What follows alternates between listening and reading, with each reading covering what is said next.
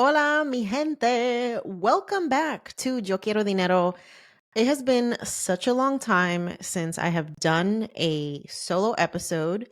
And so I want to close out the year by doing a solo episode before we get into December and the holidays and all that stuff. So, yeah, we're going to do a solo episode. I'm going to be covering a lot of things. I'm going to be giving you some life updates, some business updates, asking y'all to participate in some stuff, and also going to be doing a listener Q&A. But first off, let's start off with what the hell have I been doing with my life? Because like I mentioned, it's been a very long time since I've gone on live, and it's been a very long time since I've done a solo episode. So there's been a lot of things happening in the background, and I want to let you guys know everything that's been happening. Most importantly, my book is officially written, y'all. I wrote a whole ass book this summer, okay? Actually, this year. It was probably one of the hardest things I've ever done in my life. Don't know if I'll ever want to do it again, but I will say that I am so proud of this body of work. I'm so excited for what this book is going to mean. I am so excited for you guys to get your hands on it. It has been probably one of the biggest milestones in my career. And I am so proud of all the work that's gone into it. I am so proud of like what it turned out to be. I can't even imagine. Can't even imagine that my little face is going to be on a whole ass book, y'all. It's crazy. Oh my God. If you guys haven't already seen the title, and I have teased some of the cover art to some folks in my close circle, you'll be seeing that soon. I'm meeting with the publisher actually this week to start going over the marketing plan for this book. So I anticipate that we will be able to open up the pre-orders by end of year. At least that's my prediction. Obviously, I don't know shit about the publishing industry. I'm a new author, so I'm learning as I go. But as soon as I have more information on when you guys can start pre-ordering the book, I will let you know. It will be coming out officially in April of 2024, which is going to be Financial Literacy Month. So, like, how fucking perfect is that, right? Like, I'm so excited. I cannot wait for you guys to get your hands on this. So, that was basically my entire summer, right? My entire summer was writing this book. I had very, tight deadlines to adhere to because, every time you delay something with a book, it delays it coming out. So there's a lot of stuff that was going on. And one of the big reasons why I just had to kind of hibernate for a bit. So I ended up going to the Intuit headquarters in Cupertino, California in October. And I got to meet the incredible folks that work on programs like QuickBooks, and super excited because I did a debut podcast season with them about small businesses. It's called Mind the Business, Small Business Success Stories. If you haven't checked out that podcast, it's brilliant. Go and check it out. But I got the news that I'm going to be also co-hosting season 2 of the podcast. So they let us know, me and my co-host Austin Hankwitz, they let us know at the headquarters of Intuit that we were going to be launching a season 2 of this podcast. So super excited for that. That's been a really cool project. I've never worked on anybody else's podcast. It's always just kind of been me doing my grassroots thing. So being a part of a big ass brand, like Intuit, and working with the folks at iHeartMedia to launch this podcast was a huge experiment for all of us. And it got so many rave reviews. We were number 1 in the business category on podcasts very quickly after launching. And so they loved it so much that they are having us come back for season 2. So that's actually something that's going to be starting to ramp up, I think, this month, because I want to say like the first episode of season 2 comes out in January. So another thing, fun thing that I'm working on. Super, super cool. And then right after that, I made my main stage debut at FinCon in New Orleans. Shout out to anybody who was there. I loved meeting so many Yo Quiero Dinero followers and listeners there. I got to conquer a huge fear of speaking on a big ass stage, which was terrifying. I've never spoken to that many people in my life. And I was literally like up till the day of, I'm like, why did I agree to do this? I hate public speaking. And people that hear that are just like, what? But you're so natural at it. And I'm like, y'all, if you only knew the anxiety the stress, the just I hate it. I hate it. I love it and I hate it. It's one of those things where I'm like, I love the impact, but the actual thing of doing it is like it's scary as fuck, okay? Like, and I don't know if I'll ever be a lover of public speaking, but I know that it's something that comes with the territory, and so I've kind of just had to learn how to embrace it, how to not like psych myself out of shit because it's scary. But that was cool. I love seeing all of y'all at FanCon. And I've been quite busy, y'all. Not only that, but I've also launched another podcast. If you haven't checked it out already, it's called The Corazon Chronicles, and it's actually a co-hosted podcast with Boo. Yes, my boo.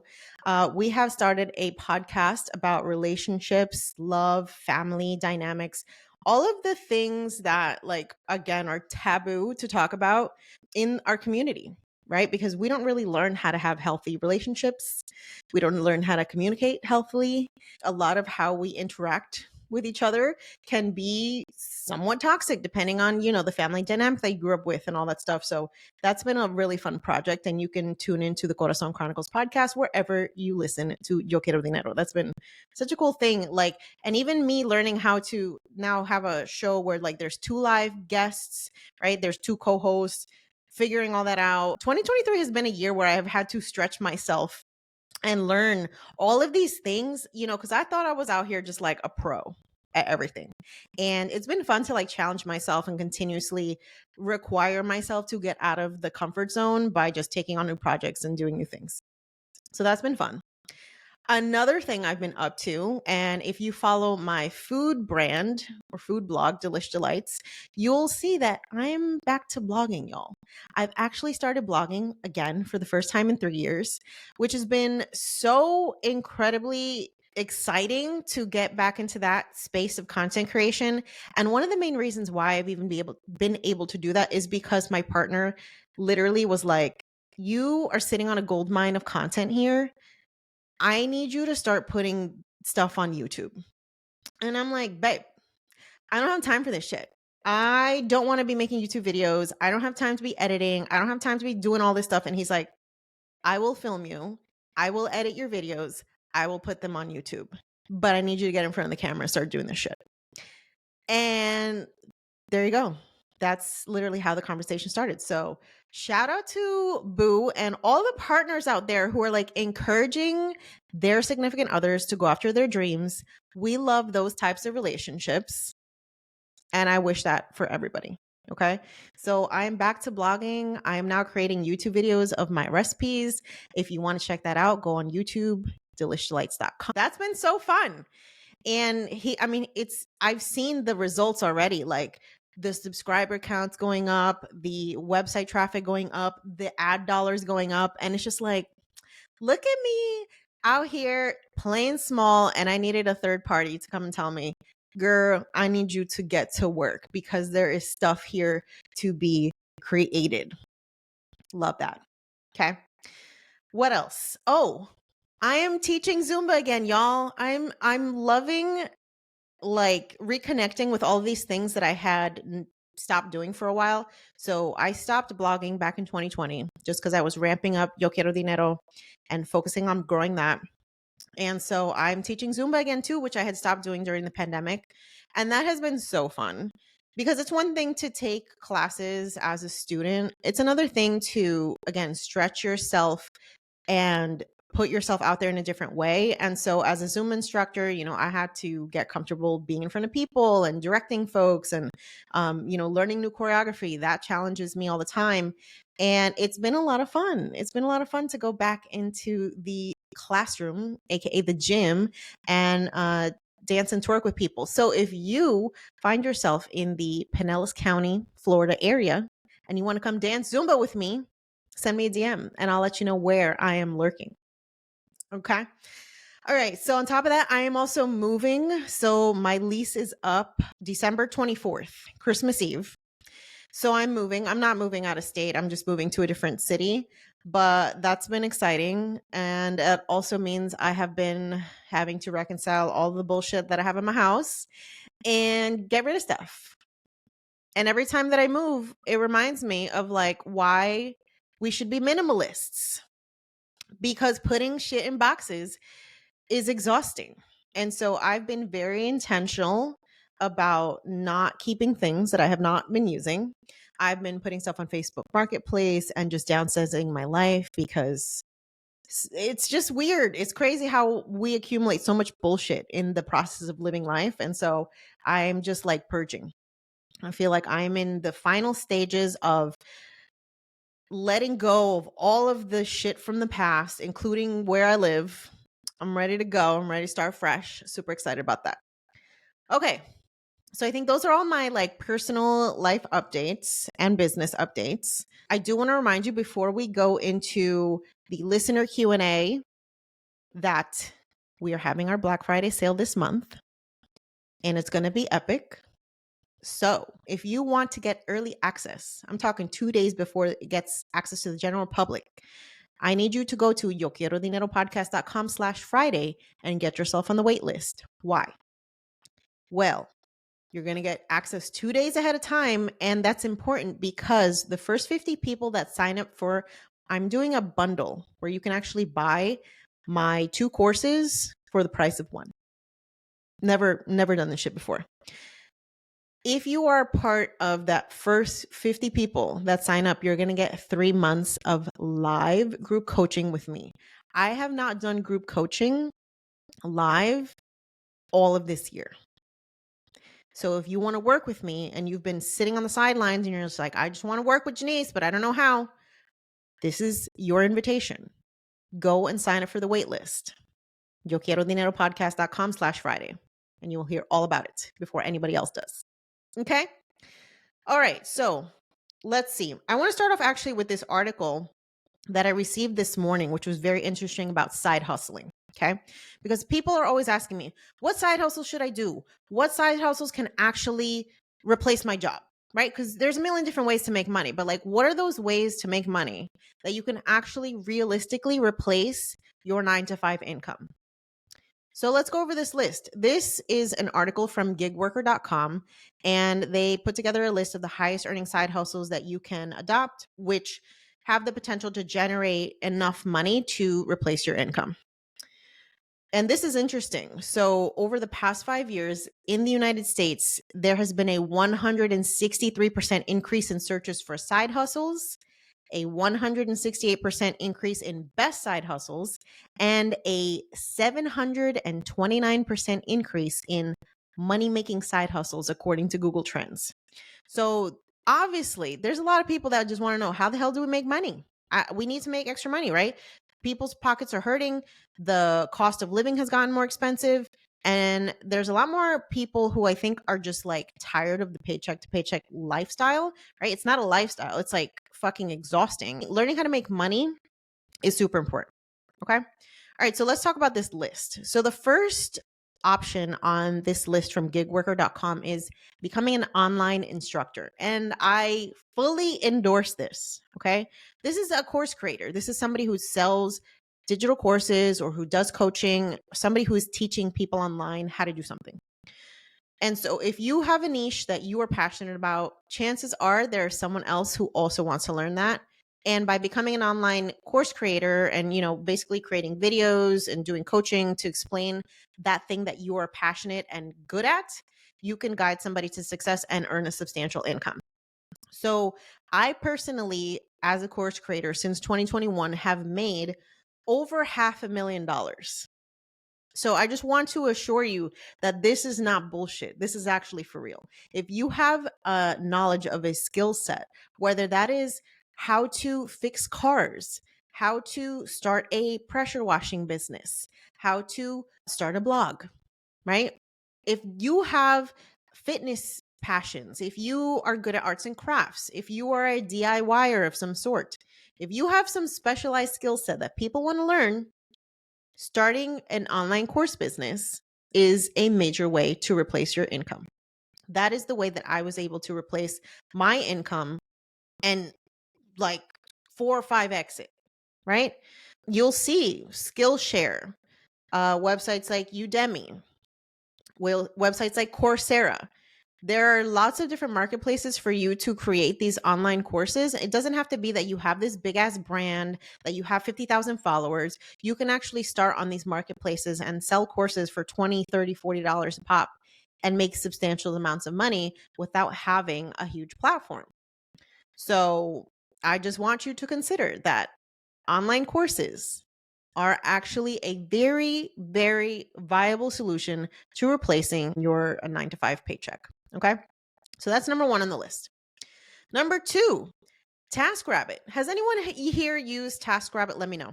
I've used TaskRabbit for lots of shit in my house, whether that is hanging a TV, having somebody come and clean the gutters, having someone assemble some IKEA furniture that I'm like, I don't want to spend fucking 3 hours assembling this. I love TaskRabbit for the people who are handy, who are good with tools, who know how to fix things. Okay.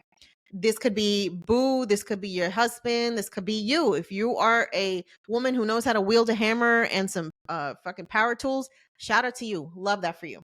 Okay.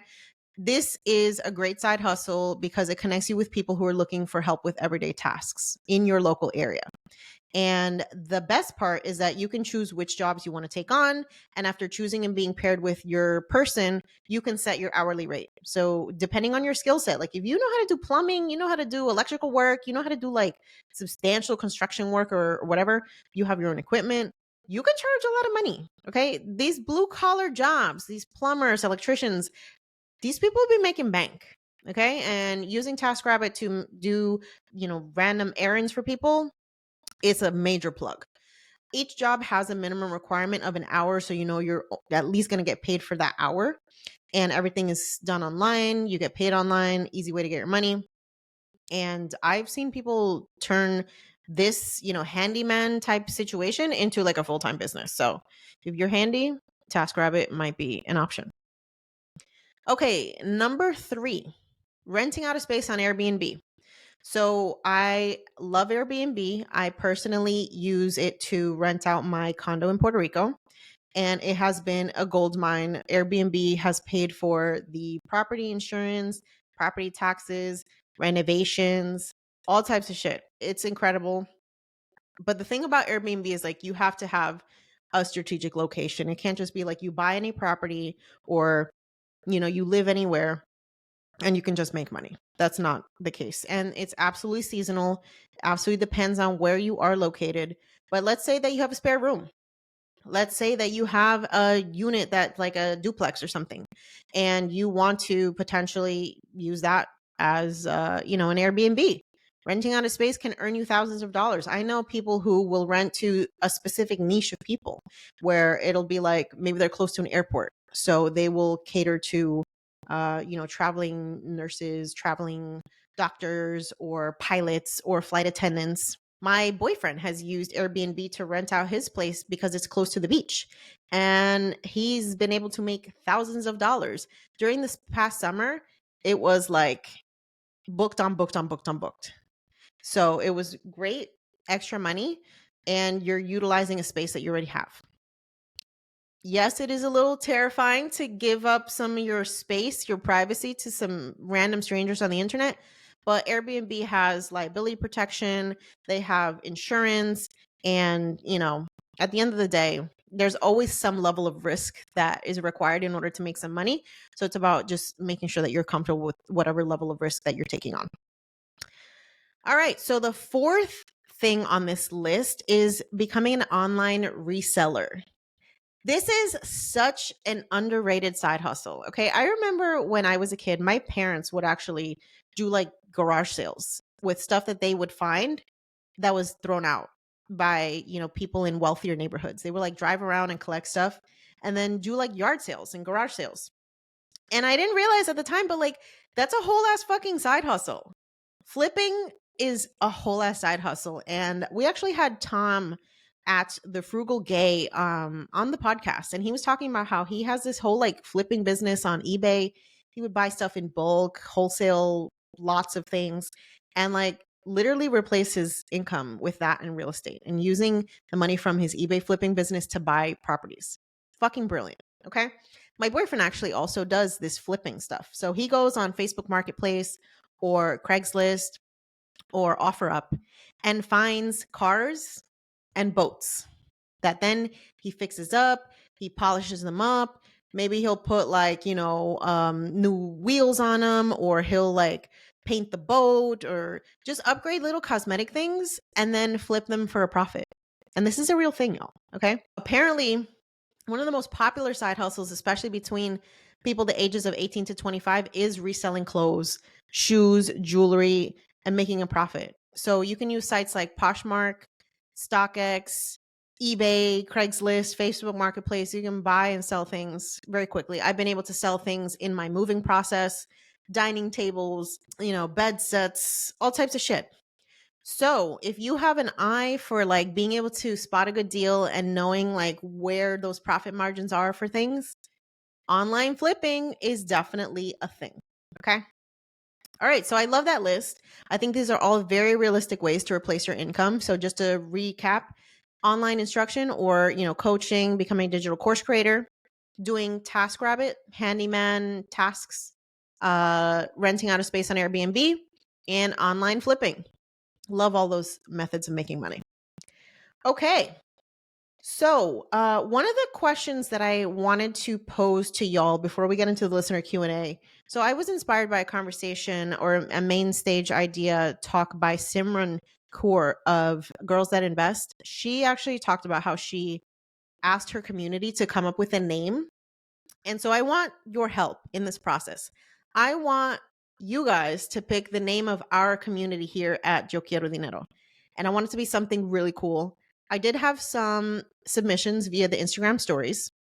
So if you have a really cool name for our community, you're actually going, and I pick you, you're actually going to get access to my Black Friday deal for free. You're going to win access to both of my signature courses, and you're going to get 3 months of group coaching with me. I want to hear from you in the DMs. What should the name of our community be? And here were some ideas that were dropped. Generational Changers, Dineristas, Ellas en Control, Dollar Divas, Poderosas, Millonarias. So those are some ideas. I'm still waiting for the one that's going to be like, this is it. So if you have an idea for what we should call ourselves here at Yo Quiero Dinero as a community, drop me a DM.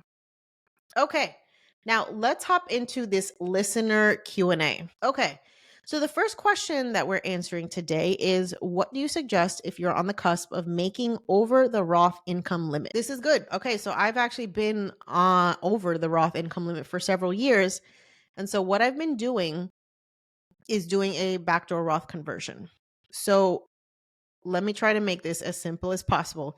It can be a little complex, but essentially what you want to do is you want to make sure that you don't have any money in a traditional IRA anywhere else. Okay. You're going to open a new traditional IRA, or you can use one that's at zero balance. You're going to contribute the max to it, and then you're going to convert it into a Roth. So that's a backdoor Roth conversion. That is something that you can do with Vanguard, Fidelity. I've done them with both of those brokerages because I've had accounts with both of them, but I'm sure there's, a simple process to do it with others. And essentially you're just converting that traditional into a Roth. I don't know why they allow you to do this. I have no fucking idea, but it's actually a thing. And that's a way that you can contribute to a Roth IRA while being over the income limit. So investigate that backdoor Roth conversion, and you'll be fine. Then you can just literally do that every year. And you just have to make sure that you don't have money in a traditional account when you're doing this, because it throws your taxes for a little bit of a loop. What do you do if you have an existing old Roth IRA? So you can actually take that traditional and convert it into a new Roth. You can have multiple Roth accounts. Okay. So that's not like a thing that you can only have one. All right. Next, Munoz Yuli asked, I have $50,000 to invest. What do I do? Okay, so I want to preface this to say that obviously none of what we talk about here is professional advice. This is all opinion, and this is all just based on my own personal, not even recommendation. This is kind of just like how I would operate, but you have to take into account your personal situation. What does your whole financial picture look like? Before you're investing, I hope you have an emergency fund of at least 3 to 6 months. I hope that you have either paid off your debt or you have a plan to pay off your debt that you're going to stick to. If you're in both of those positions where you have a plan for your debt and you have an emergency fund, what I would do is split this money up into a couple different pools. I would do some for retirement. I would do some for just general investing. And I would use some of it to maybe buy some real estate or at least intend to buy some real estate. Let's say you want to split it $20,000 towards retirement account. So that could be IRAs, that could be your 401k at work, that could be your own solo 401k if you have your own business. And then opening up a regular brokerage account where you can invest, but that money is not specifically earmarked for retirement, I think is good too. I don't like locking up all of my investments into just retirement accounts, even though you do get good tax benefits from, either doing tax deferred investing or tax sheltered investing. I think it's important to have money that's invested that you can pull in and out of the market like whenever you want for whatever you need. So I would say maybe, you do like 20,000 for retirement, 20,000 for non-retirement investing. And then maybe you put aside like 10K for a future like down payment fund for real estate. That's probably what I would do. Okay, next question. What advice to finding your root why that will keep you consistently going? So I'm going to take this question kind of like a couple different directions. So this could be whether you're, starting a business or maybe you're working on like a long-term financial goal that's going to take some time. I think it's just important to remember like what is life going to look like after you have accomplished the thing that you said you're going to do. So if your goal is to start a business that can replace your 9-to-5 income, you have to stay focused on why do you want the freedom that comes with having that business? What is it that you don't currently get in your life that you cannot accept this being your reality, right? Like for me, when I was thinking about, I want to start my own business, I want to get the hell out of corporate, I'm tired of this bullshit. My why was I don't want to have people telling me what I can do with my life, what I can do with my time, how much time off I can take, how much money I can make. I don't want any of that shit. I want to have all the choices. If I want to take 6 months off, I want to take 6 months off. If I want to go make $100,000 in a month, I want to go make $100,000 in a month. I don't want somebody having the ability to kind of limit my life. It just felt like, fuck that. I'm grown. I don't want some other adult telling me what I can do.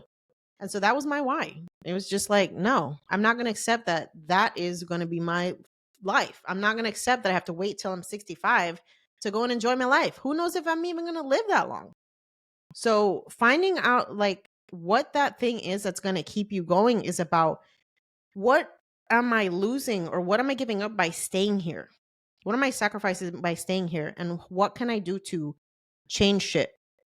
And it's even the same case when you're making financial goals, right? Like, let's say you want to pursue financial independence, but the idea of like cutting back and maybe downsizing your house or not spending as much money on vacations so that you can invest more money, pay off debt, save, that's hard. That's not something that's going to be easily accomplished. That's not something that's going to happen overnight. But you have to remember, why do I want this freedom? I want to spend more time with my kids. I want to spend more time with my family. I want to be there when my parents get older and not have to worry about juggling work and juggling this and juggling that. I want to be able to just be there, right? I want to be able to help my parents and not have to worry about how I'm going to pay my bills. Those are the things that you need to focus on. It's never about the number in the account or how much money your business is making. It's about what are the choices that I get to make because of me making these decisions to start a business, to invest more money, to pay off my debt. What am I going to gain? I think that's how you stay focused. That's how you stay focused on the why. What do I have to gain from sacrificing now that I get to enjoy later? Some of that delayed gratification stuff can be toxic, but some of it can actually be very motivating. If I knew what I know now 10 years ago when I started my business, I probably would have even gone fucking harder because I could have gotten here faster. So it's just like knowing that you actually have the potential to change your life at any given time. That's fucking powerful. but you have to move in that way so that you actually do start to make that progress that you want to make. Okay. Mara Key says, I don't like perpetuating the system with my hard-earned money in the stock market. I understand that. Capitalism is a motherfucker. It is the reason why so many of us are being exploited. This system is not set up for you to win. So knowing that, it's kind of like we have to make the decision. Are we going to be part of the change, or are we going to continue to be part of the victim mentality, right? Because at the end of the day, we live in a capitalist society.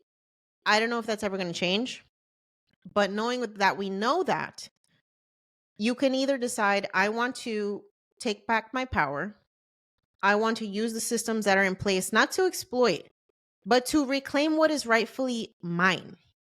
Because if you think about it, this entire country was founded and built on the backs of Black and brown folks.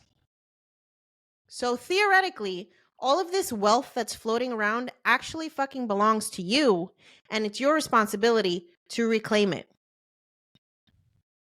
When you see it like that, you start to understand, no, it's actually my responsibility to put myself in a position where I do have capital to invest in my community.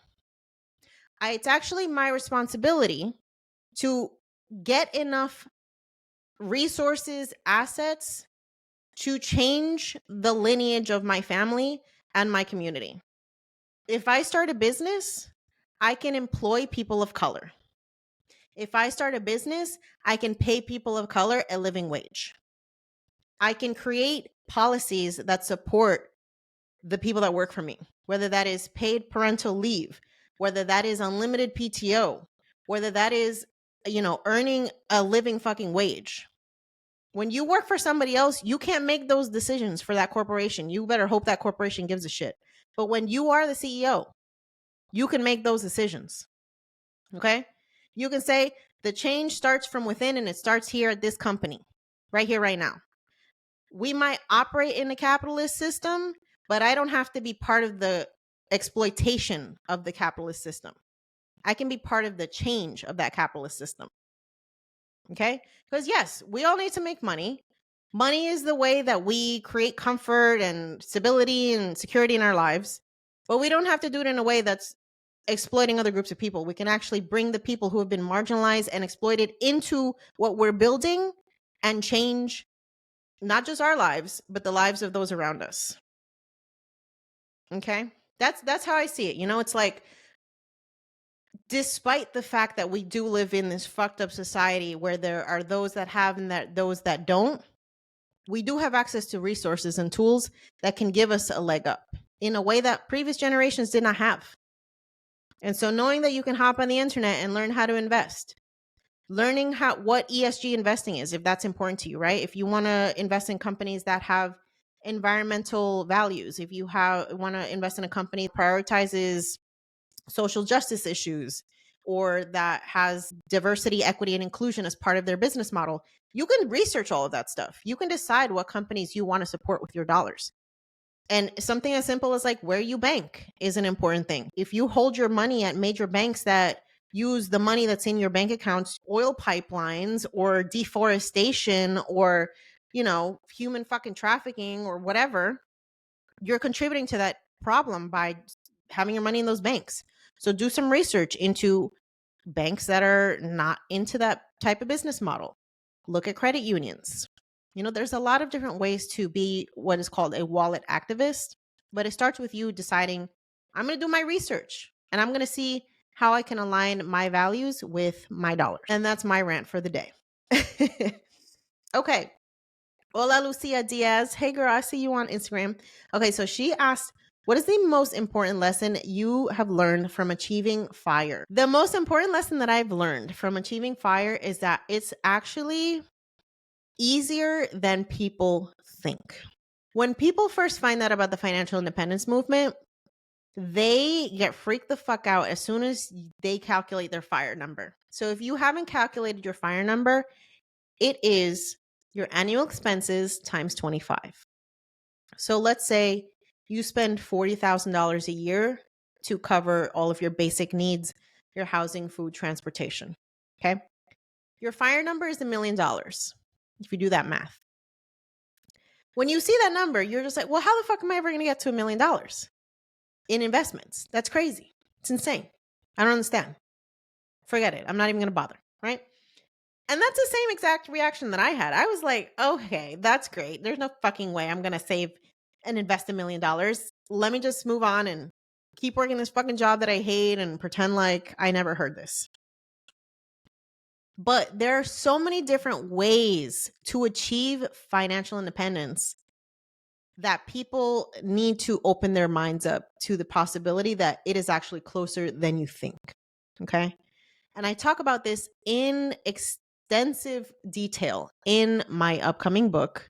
I have a whole ass chapter about financial independence because one of the pushbacks that I got from the publisher when I was initially pitching this book and specifically that topic was like, well, is financial independence for everybody? Like, can everybody achieve this?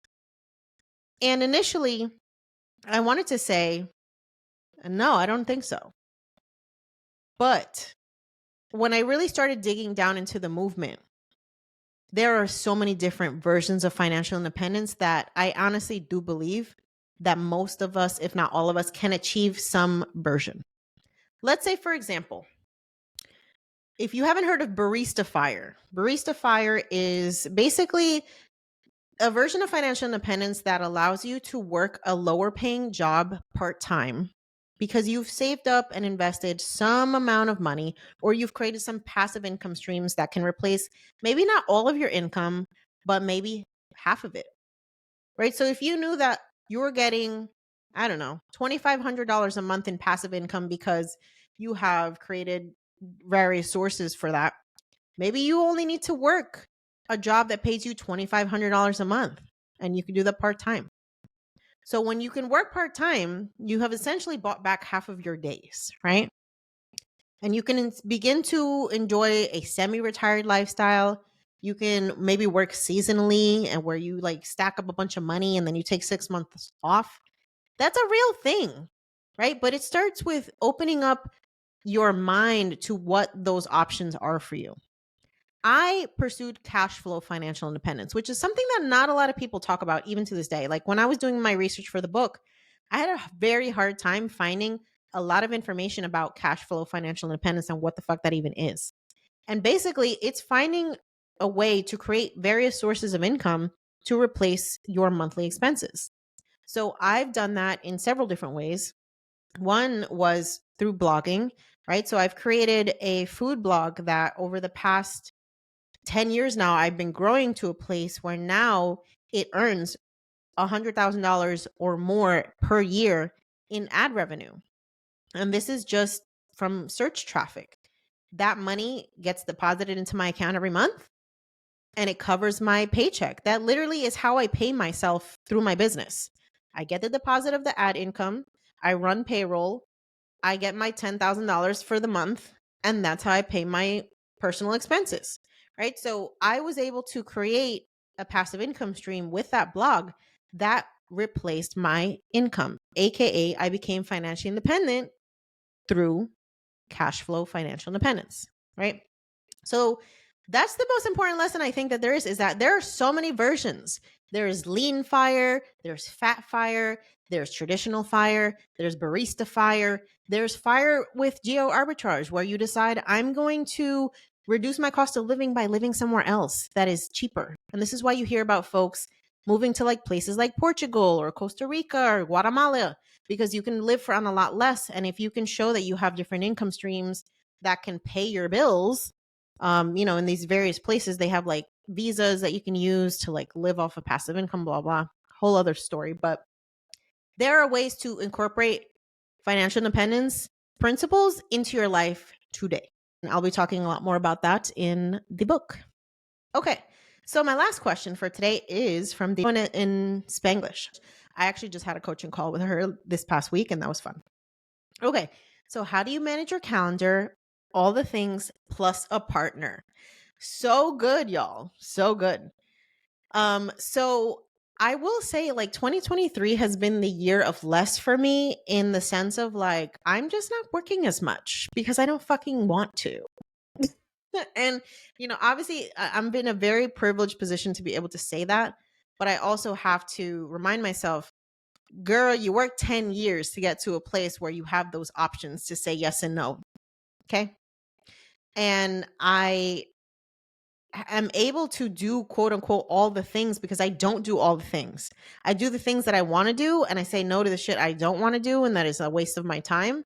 And that has given me the space to also foster a beautiful relationship this year.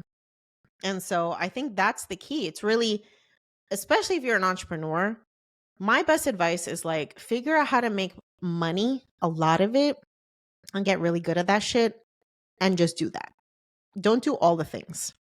Do the one thing that's going to make you a fuck ton of money so that you can actually go and still have time to live your life. I think it's also important, to be intentional about your time. It's very easy when you have a business that does not have traditional hours to just work 24/7. Okay. And I've been guilty of that for many, many years, having no work-life balance. But at this point, I don't have to run my business that way. And I will not run my business that way because Jannese is still a human that has a personal life and a family and just desires that have nothing to do with being on the internet or making money or doing any of that shit. I still have a life I need to live. And so if I am struggling with boundaries, it's because I'm not doing a good fucking job of enforcing them, right? Because nobody else is going to do that shit for you. So I think that's it. It's really getting really good at making money. If you're an entrepreneur, do one or two things that make you a lot of money, figure out what those things are and keep doing them, and have some boundaries. I'm also very, very intentional when it comes to like blocking days off on my calendar where I will not work. Like Mondays and Fridays, not working. If somebody wants to meet with me, they got to meet with me Tuesday through Thursday, 11 to 4. Because I don't even fucking start working before 11 o'clock because I'm not a morning person. Okay. It's just like, you got to get real clear about the boundaries. Let's see what you're saying here. Healthy Rican says, love that. Sometimes I get so sucked in on things that I think I need to do. There's always some shit to do too. That's another lesson that I've learned. There's always some shit that needs to be done. Does it need to happen right now? No, it doesn't. Probably. So I've also accepted the fact that like there will always be things that need to be done, but I will do them when I am feeling great and rested and balanced. And my best ideas come when I'm actually like well rested, not when I'm fucking burnt out and exhausted and giving too much to too many people. And my partner knows this about me, that I get overwhelmed when too many people need me at the same time. So if, I have a business obligation, do not be trying to request my energy right now, sir, because I don't have it for you. Or if I am, in personal life mode, I'm not taking business meetings, remove that shit from my calendar, leave me alone, I'm on vacation. You got to be like that. You got to be kind of ruthless with your schedule. And yeah, shit works itself out though. I feel like you figure out at some point, you're either going to figure it out or you're going to have a fucking mental breakdown, and then you're going to be forced to figure it out. So either way, you're going to figure it out. So that was fun. I appreciate y'all for all your questions. Thanks for hanging out, y'all. I appreciate you. And again, make sure that if you want first dibs access on our amazing Black Friday sale, where you are going to be able to get free 3 months of coaching as a bonus with me, make sure you go to yoquierodineropodcast.com/Friday to get on that VIP subscribers list. I love y'all. I hope you have a great week. And until next time, stay poderosa.